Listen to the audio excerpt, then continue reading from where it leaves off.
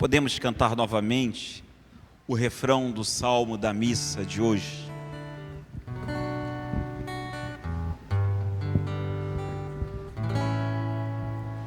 O Senhor é muito bom para com todos. O Senhor é muito bom para com todos. Toda a igreja canta. O Senhor é muito bom para com todos. O Senhor é muito bom para com todos.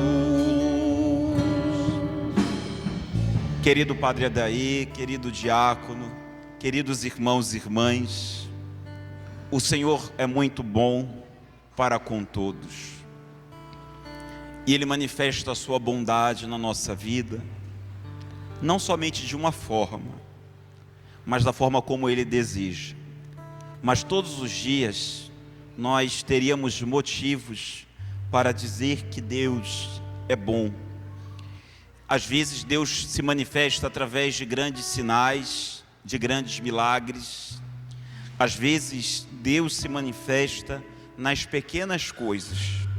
E nós precisamos perceber a sua bondade na nossa vida. Esse salmo de hoje diz assim: grande é o Senhor e muito digno de louvores, e ninguém pode medir a sua grandeza. Hoje nós somos chamados a contemplar a grandeza de um Deus que permanece sendo grande no alto de uma cruz. Nós estamos celebrando a novena de Nossa Senhora das Dores.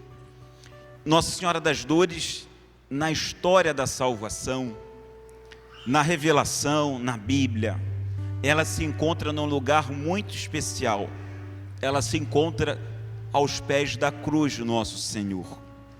E aos pés da cruz a gente poderia contemplar a grandeza de um Deus. E alguém poderia dizer: mas como eu posso contemplar a grandeza de um Deus na sua fragilidade, nas suas feridas, nas suas dores, nas suas chagas? Como que eu posso contemplar a grandeza de Deus diante da cruz? Às vezes é fácil para a gente contemplar a grandeza de Deus na tempestade acalmada, na cura do cego, na multiplicação dos pães, na ressurreição de Lázaro. Mas quando a gente olha com muito cuidado para a cruz de nosso Senhor Jesus Cristo, ali nós vemos a grandeza de um amor que se doa completamente por cada um de nós, de um amor que se consumiu inteiramente, ao ponto do seu coração verter sangue e água para a nossa salvação. Um amor que não é derramado somente para nos consolar, mas para nos ensinar a amar. Você é devoto de Nossa Senhora das Dores?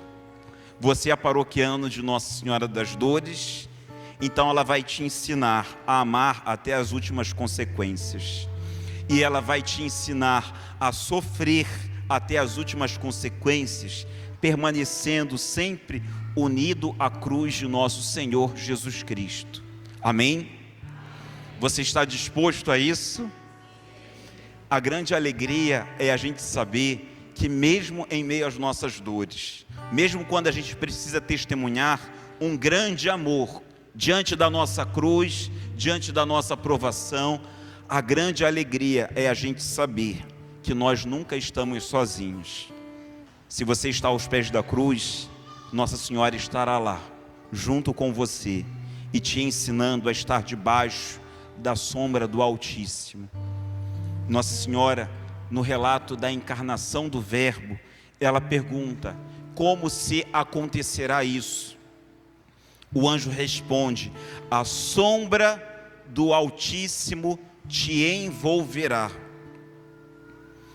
E desde então, Nossa Senhora pôde trazer no seu coração essa palavra.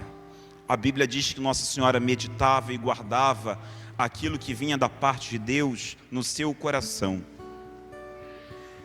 A sombra do Altíssimo nunca deixou de acompanhar Nossa Senhora e nunca vai deixar de acompanhar a sua vida também. Amém? Às vezes a sombra do Altíssimo na sua vida vai se apresentar em forma de cruz. Se na sua vida tem cruz, também terá a sombra desta cruz, que te trará o consolo, que te trará o ensino, que te trará a sabedoria que você precisa. Lembra quando São Paulo diz: a cruz é loucura para os judeus, insensatez para os pagãos, mas para nós é poder de Deus, sabedoria de Deus. Para nós que cremos, Nossa Senhora hoje te ensina a estar junto com Jesus aos pés da cruz. Amém? No domingo, nós ganhamos um grande presente para toda a igreja. Este grande presente foram 2 grandes santos que foram canonizados. São Pier Giorgio Frassati, que viveu no iniciozinho do século XX, de 1901 a 1925, e São Carlo Acutis, que viveu mais pertinho da gente, nasceu em 91 e morreu em 2006. São Carlo Acutis, ele se torna um modelo para todas as crianças e para todos os jovens que são decididos por Cristo, porque ele conheceu Jesus quando ele tinha mais ou menos a idade de vocês, e desde quando ele conheceu Jesus, ele não abandonou Jesus jamais. Só que a história de Carlos Acutis, ela é entrelaçada também com Nossa Senhora das Dores.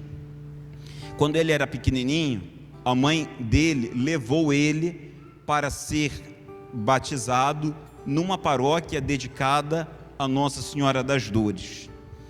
Depois, quando eles se mudaram ali para a Itália e viveram um tempinho por ali, a mãe dele, né, a Antônia Acutis, que vocês devem ter visto em alguns registros aí desde o domingo, de um modo especial, ela gostava de ir rezar numa igreja aonde tinha a imagem de Nossa Senhora das Dores e onde tinha uma capelinha dedicada a ela.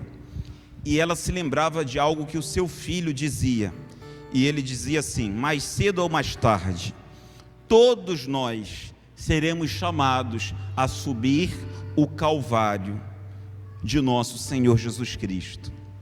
Ali ela entendia o sofrimento do filho dela, que tinha leucemia, que estava cometido com um câncer e que estava subindo o Calvário da vida dele. Mas ali ela entendeu que para ela também tinha um lugar naquele momento, e era o lugar de Nossa Senhora das Dores. E ela dizia: não chegou o momento do meu Calvário pessoal, porque não chegou a minha hora de ir, mas Deus quis antecipar esse mistério na minha vida, me dando a graça de olhar para a Virgem das Dores e estando aos pés do seu filho Jesus. Como a gente pôde ver no último domingo, a mãe dele permaneceu nesta terra de pé, edificada pelo testemunho do seu filho, pela firmeza do seu filho, mas para que ela pudesse cantar as grandes obras do Senhor. Não viu o seu filho se formar, não viu o seu filho se tornar adulto, mas viu o seu filho sendo proclamado santo da Igreja Católica. Isso na história só aconteceu 2 vezes, em 1950, com a mãe de Santa Maria Goretti, que pôde ver a canonização da filha, e agora com a mãe de Carlo Acutis, que pôde ver a canonização do filho dela. Isso nos ensina uma grande coisa, que por meio das lágrimas nós podemos nos aproximar de nosso Senhor.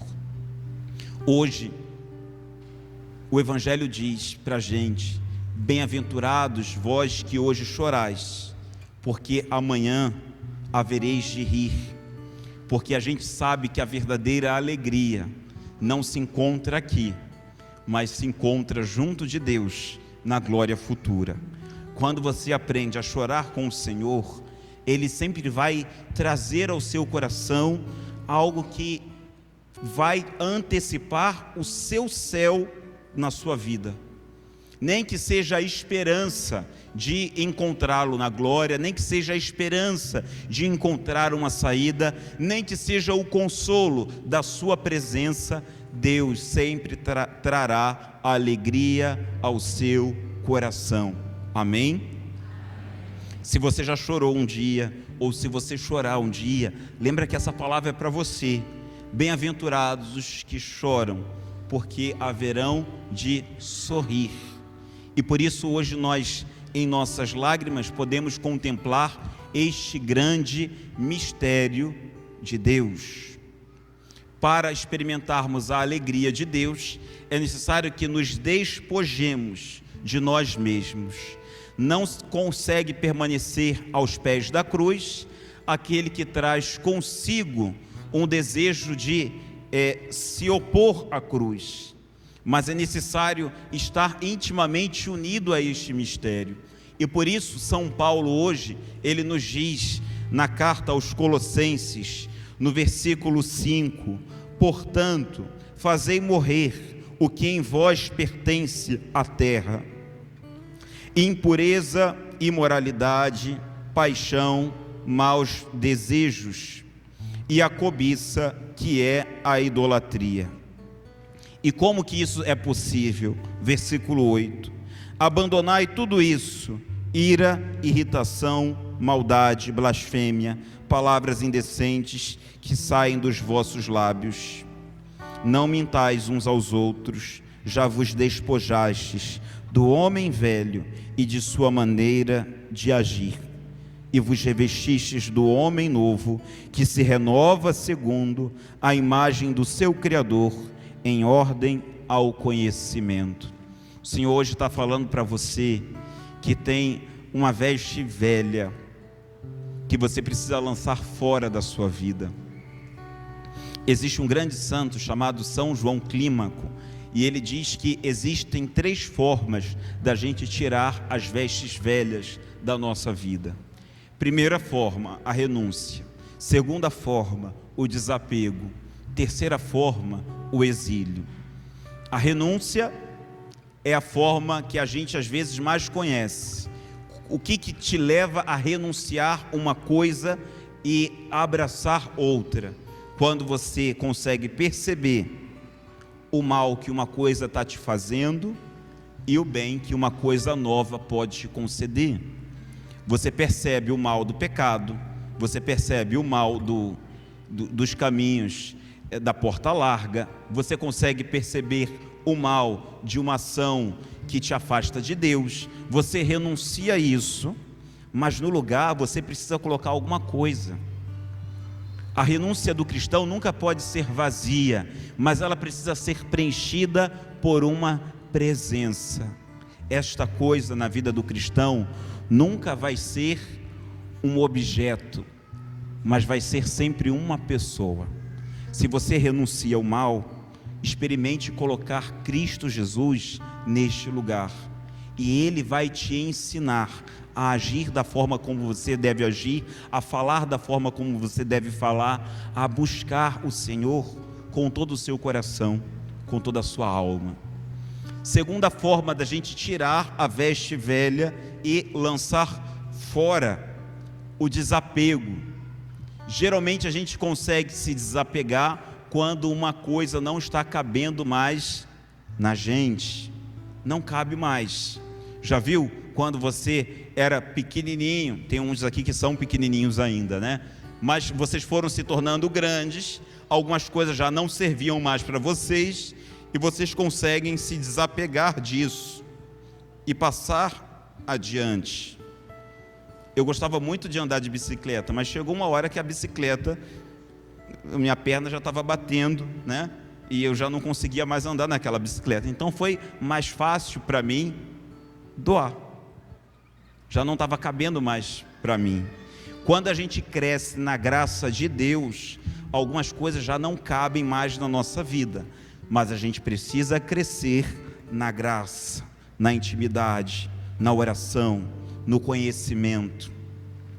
Se você está muito apegado a algumas coisas, talvez o caminho seja crescer na graça, para que essas coisas já não caibam mais na sua vida. Está difícil de se desapegar, lembre-se que você tem um outro caminho: crescer na graça de Deus, crescer na oração, crescer no amor à Eucaristia, crescer através da oração do Santo Terço. São Carlo Acutis dizia: existem alguns meios da gente se fazer muito próximos de Deus. O primeiro deles é a Eucaristia. A Eucaristia diária é a autoestrada que nos leva para o céu. Depois, a oração do Santo Terço. Depois, as práticas espirituais, sobretudo a caridade, que nós somos chamados a colocar em prática. Isso tudo vai nos ajudando a crescer nesta intimidade com Deus.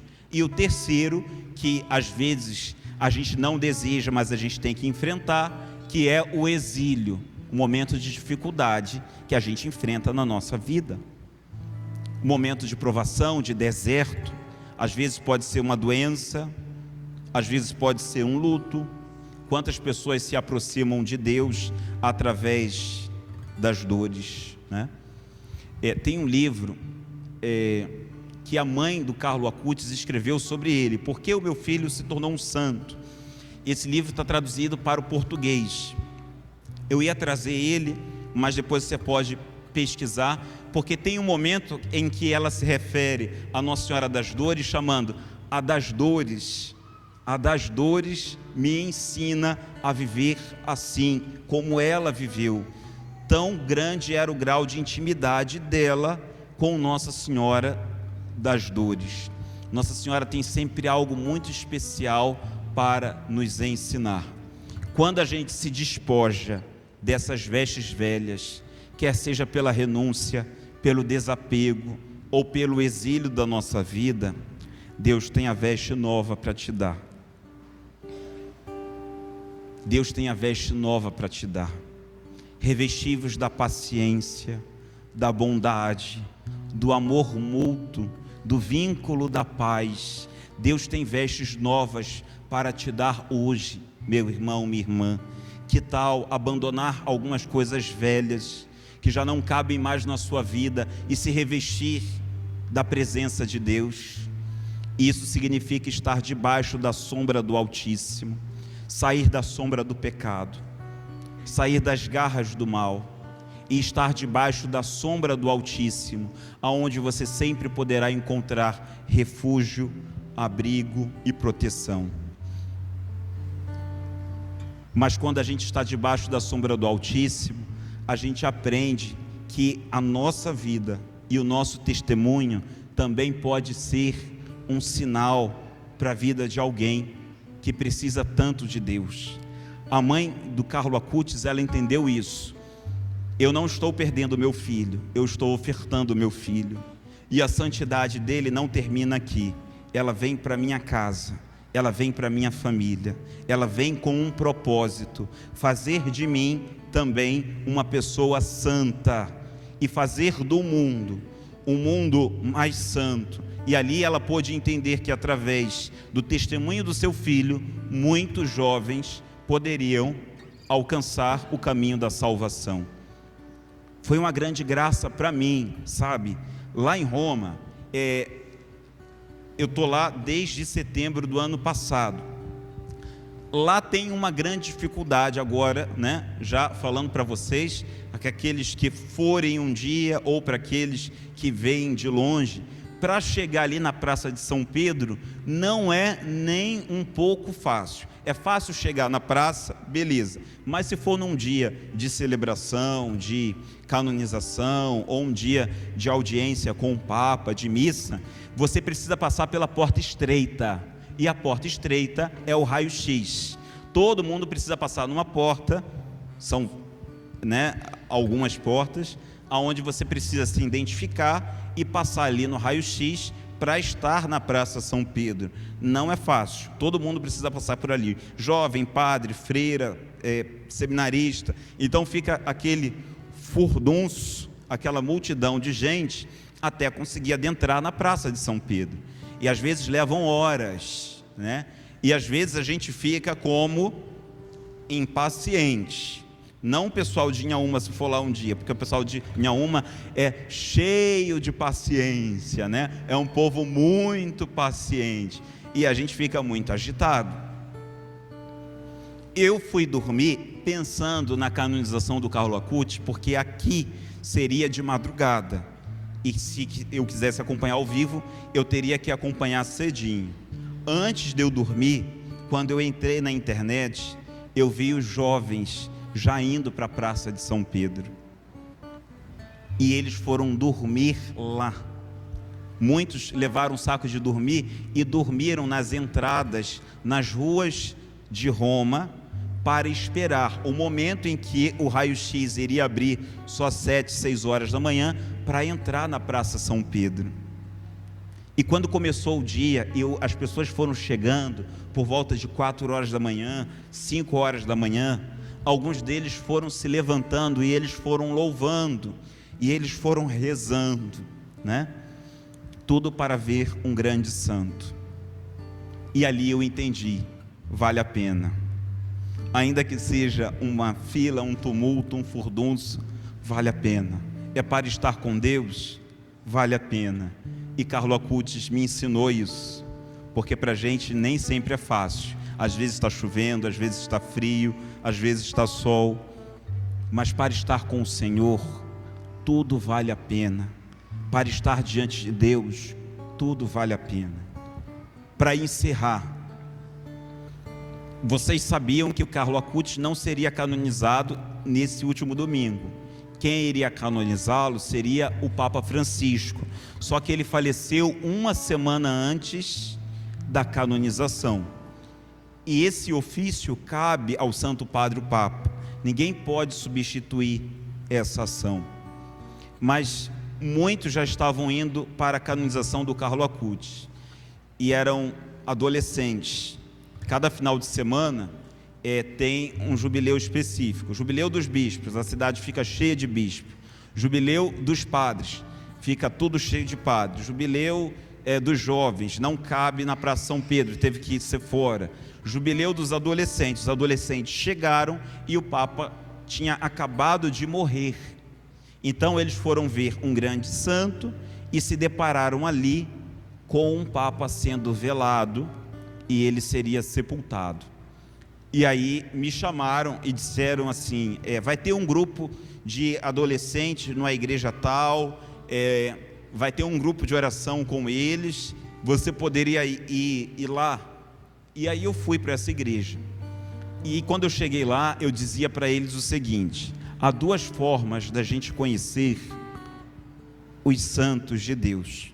Primeira forma, quando o Papa promulga a sua canonização e diz para a igreja do mundo inteiro que aquele servo de Deus é santo. Segunda forma, quando você vai até Deus, quando você parte para o céu e conhece esse santo pessoalmente. Vocês querem conhecer de qual forma?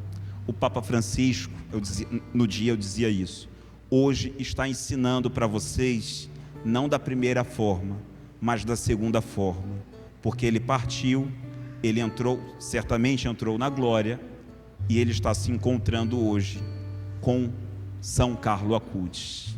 Vocês escolhem qual maneira. Para vocês basta vir a Roma, ou vocês desejam entrar no reino dos céus e conhecer os santos de Deus, os eleitos de Deus, face a face? E eles disseram: nós escolhemos o céu. Que hoje este seja o desejo do seu coração também, que o teu coração deseje tanto o céu, que você possa passar pelas alegrias deste mundo dizendo: essa lágrima vale a pena, essa dor vale a pena, essa provação vale a pena. Antes da missa, nós estávamos aqui rezando o terço das lágrimas. Santa Catarina de Sena, ela vai dizer que existem 4 tipos de lágrimas, e aí você pode identificar qual é a lágrima da sua vida. Amém? Primeira lágrima, a lágrima da condenação. Aqueles que estão com a sua alma, com o seu coração tão infestado pela força do mal, pela opressão do diabo, pelos pecados, e esse coração chora de raiva, chora de ciúme, chora de ódio. Nosso Senhor disse a Santa Catarina que toda lágrima vem do coração, antes de vir dos olhos, vem do coração. Esse primeiro, as lágrimas da condenação, são aquelas lágrimas que são provocadas pelos erros, pelos pecados, por uma alma que está danada, que está condenada, e às vezes ela não percebe. Ela está chorando porque ela está mergulhada no erro, chora porque ela desejaria pecar, inclusive, e ela está privada do pecado. Chora de inveja de alguém que peca. Quantas pessoas às vezes choram por esse motivo? Choram porque são ruins e gostariam de continuar praticando a sua iniquidade. Depois, Nosso Senhor fala para Santa Catarina que existem as lágrimas do medo. A pessoa tem medo de morrer, medo de ir para o inferno, medo de perder a salvação, medo de ofender a Deus. Essas lágrimas, elas ainda são imperfeitas, mas ela está um pouquinho mais longe, né, do mal. Depois, as lágrimas da autoconsolação. São as pessoas que já se converteram e choram os seus pecados, porque perderam tempo, ou porque não corresponderam à graça de Deus, ou porque não foram fiéis, e choram como uma penitência, né? Choram a dor do pecado. Tem muita gente que não tem vergonha na cara. É muito bom ter vergonha na cara, tá? Tem gente que diz assim: padre, aconteceu isso e eu fiquei com vergonha. Que bom, porque gente sem vergonha, gente sem limites. Que bom que o rosto às vezes cora de vergonha. É um bom sinal. É sinal que você presta um pouquinho ainda. Aí você sente vergonha de algumas coisas. Vergonha de falar com o padre, né? Mas fala, né? Se você sente vergonha, é uma coisa boa. É sinal de que você presta um pouquinho ainda. Se você fosse sem vergonha, aí você estaria lá nas primeiras lágrimas. E as últimas, as lágrimas da perfeição, que são aqueles que conseguem unir o seu choro ao choro de Jesus na cruz e ao choro de Nossa Senhora, que permanece aos pés do madeiro. Vamos lutar para um dia a gente poder chorar assim, junto com Nossa Senhora e junto com o nosso Senhor. Os santos lutaram por isso, para estar aos pés da cruz e que ninguém os tirasse dali, porque eles desejavam chorar junto com Nosso Senhor. Todos os santos choravam. Talvez a gente não saiba o dia e a hora, mas todos eles puderam de alguma forma se ofertar a Deus. Às vezes as suas lágrimas não vão estar escritas nas páginas, não serão conhecidas por outras pessoas, mas elas nunca passarão desapercebidas dos olhos de Deus. Amém? Por isso, neste dia, feche um instantinho os seus olhos e coloque-se na presença de Deus. Olhe para dentro do seu coração. Nosso Senhor dizia a Santa Catarina que toda lágrima vem de dentro do coração, e elas traduzem o estado de uma alma que se encontra diante de Deus.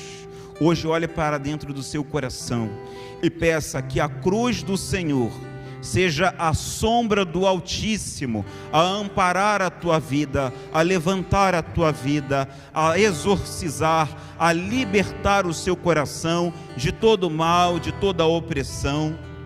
Que hoje o Senhor coloque no teu coração o ardente desejo de buscar a santidade, de lutar pela santidade, de estar com Nossa Senhora, custe o que custar, venha o que vier, porque ela sempre te levará aos pés do seu Filho Jesus. Amém? Diga assim: Senhor Jesus, eu creio que o Senhor está aqui, que o Senhor me vê, que o Senhor me ouve, e o Senhor sabe de tudo aquilo que eu preciso. Eu preciso de Ti, Senhor. Eu preciso da Tua presença. Obrigado, Jesus, pelo Teu amor, que nunca desistiu de mim. Obrigado, Senhor, porque o Senhor retira minhas vestes velhas e o Senhor me adorna como filho pródigo, com vestes novas. Obrigado, Jesus, porque para as minhas lágrimas sempre haverá consolação no teu coração. Obrigado, Jesus, porque o Senhor é o meu refúgio, minha salvação, minha paz, e eu sempre poderei cantar com o meu coração: quão grande é o meu Deus em todo o tempo, quão grande é o meu Deus e o meu Senhor.